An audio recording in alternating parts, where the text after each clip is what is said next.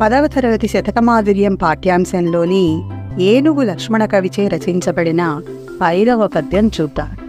నీతి ప్రౌఢ విహారులైన నిపుణుల్ నిందింప నీ మెచ్చని ఖ్యాతించెందిన సంపదల్ నిలువని గాఢంబుగా సాగని ఘాతంబప్పుడ పొందని నియతమైగాని యుగాంతంబునన్ నీతిశ్లాఘ్య పదంబు తప్పరు కదా నిత్యంబు ధీరోత్తముల్. భావం: నీతివేత్తలు పొగిడినా నిందించినా సంపదలు నిలిచినా పోయినా మరణం అప్పుడే వచ్చినా లేదా ఎప్పుడో ప్రళయకాలంలో కలిగినా ధీరులు న్యాయ మార్గాన్ని దాటి ఒక్క అడుగైనా ముందుకు వేయరు.